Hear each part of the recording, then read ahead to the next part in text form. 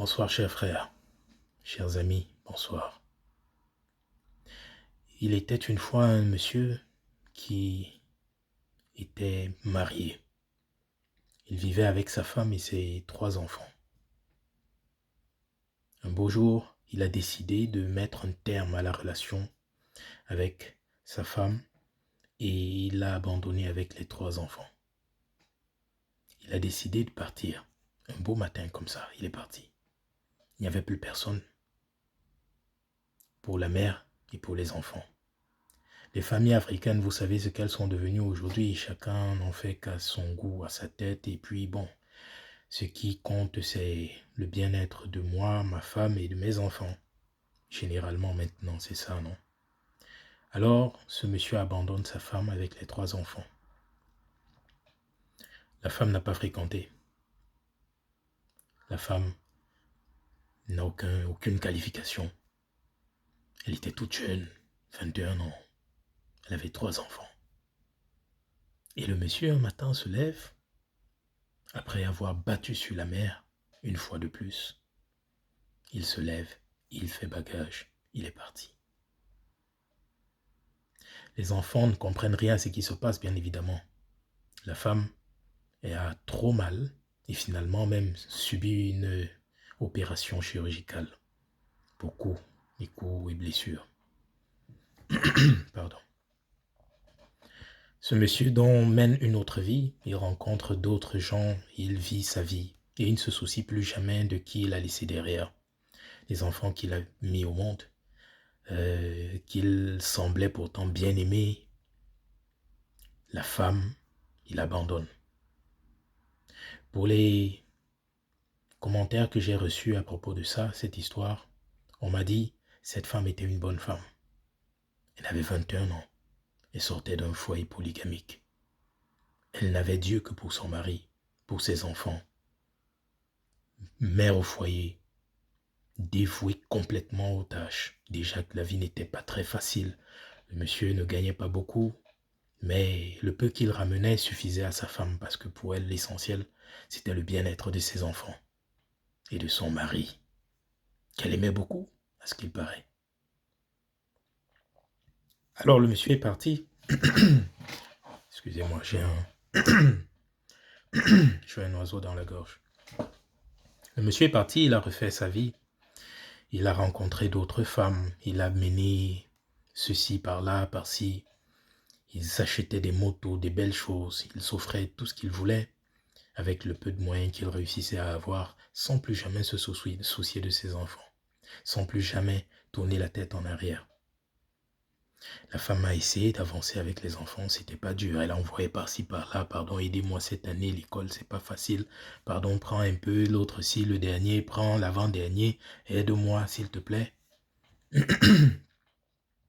Finalement, ça s'est très mal passé pour eux. Ça, il faut être clair.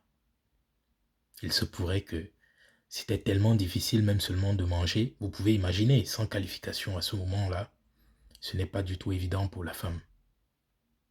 Vous pouvez vous imaginer le nombre de personnes que les enfants ont dû appeler papa. Le nombre de personnes que les enfants ont dû subir. Le nombre de situations, de circonstances de la vie qu'ils ont dû traverser pour s'instruire, pour réussir à maintenir un certain standing, au moins pouvoir manger chaque jour le moindre standing là. Pas du tout évident. Le monsieur n'en avait plus rien à faire. Il a vécu une autre vie. Nous allons essayer d'appuyer sur l'accéléré. Quand on appuie sur accéléré, on arrive là pratiquement à, il y a de cela 2 ans. L'histoire raconte que le monsieur a commencé à accuser le coup. Les maladies commençaient. Le temps étant passé, le dernier enfant qu'il avait laissé à 3 ans était pratiquement déjà dans la quarantaine et tout. Et le monsieur donc se rend compte que la vie n'a pas du tout, il n'a pas fait le bon choix.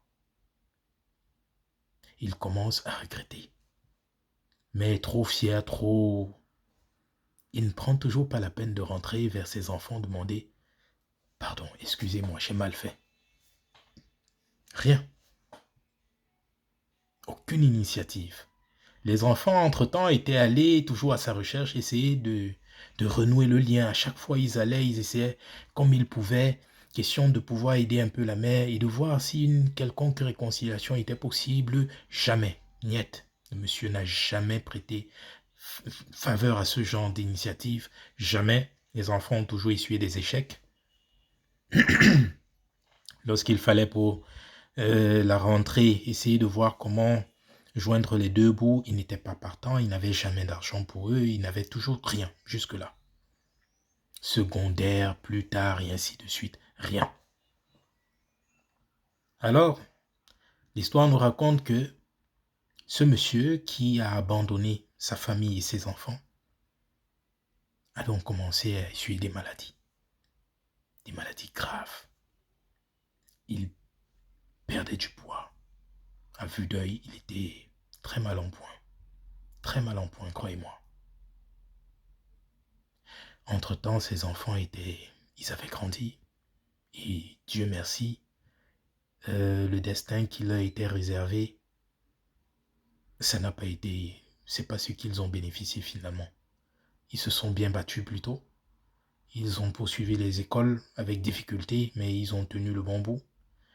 Et ils ont réussi à s'en sortir dans la vie. Pas comme des bosses, non.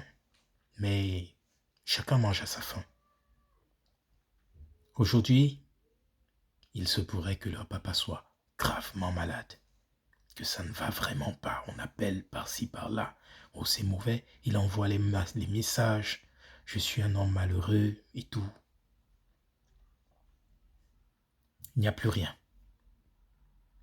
Le grand monsieur bien baraqué, fier de lui, tout ça, a laissé la place aujourd'hui à un monsieur qui ne sait vraiment plus sur quel pied danser. Il accuse donc la maladie, il faut l'argent pour les ordonnances, il faut l'argent pour l'hôpital, il faut l'argent pour ci, pour ça. Il n'y a pas moyen. Il n'a même pas pensé à faire des réserves, à prêter le demain là. Il n'a rien à prêter. Alors, que faire dans ce genre de cas, chers amis? Que faire? Si vous étiez à la place de ces enfants, que feriez-vous? Quand vous vous souviendrez de tout ce par quoi vous êtes passé, de tout ce que vous avez enduré à cause de son absence, de son abandon, de sa fuite, de tout ce que vous avez pu subir, de toutes les choses dont vous avez été témoin. Pourtant, s'il était là, vous n'auriez jamais vécu. Que faire dans ce genre de cas? Et là, nous revenons sur la situation de la dernière fois. Quel est le sort des enfants lorsqu'un parent, ou alors lorsque des parents se révèlent être des irresponsables? Comment ça finit pour le parent? Comment ça finit pour l'enfant? Vous savez, nous n'avons qu'un seul Dieu, quoi qu'il en soit. Et ce Dieu-là a un plan pour tout le monde, pour tous. Pendant qu'il a un plan pour ce monsieur, il a un plan pour ses enfants. La chance, c'est lorsque justement il bénit ses enfants et il les protège. Et lorsqu'il donne la force à cette femme de trouver suffisamment de quoi mener à bien sa grande mission. À la réussite, les gens ne savent pas ce qui s'est passé. On ne regarde que l'objet fini, sans savoir ce par quoi on a dû se frotter pour arriver à ce résultat. Que faire du père? Que dire aux enfants? Moi, personnellement, je demanderai aux enfants de faire ce qu'ils peuvent afin de le sauver. Mais une fois de plus, nous sommes face au cas d'un irresponsable. Apprenons souvent à faire les choses simplement. Lorsque nous donnons naissance à des êtres humains, souvenons-nous que demain existe. Voilà un monsieur qui était grand, qui était fort, qui était puissant, qui a fait subir à des petits-enfants des atrocités de la vie, qui aujourd'hui maintenant, à son tour, devient un enfant. C'est pourquoi j'ai toujours dit, les enfants sont les prochains parents des parents. Lorsque vous avez vieilli et que la maladie vous envahit, si vous n'avez pas la chance d'avoir appris à vos enfants le respect de l'être humain en les éduquant convenablement, en leur montrant le chemin, en les accompagnant dans ce qu'ils doivent devenir, en les aidant à devenir des êtres, des hommes, des hommes, des hommes avec du cœur, des hommes qui réussissent. Lorsque vous n'avez pas pris la peine de faire ça, croyez-moi, ça va se retourner contre vous. Et ça peut être vraiment brutal. Prenons la peine de nous souvenir de ça. Merci mes frères. Bonne soirée.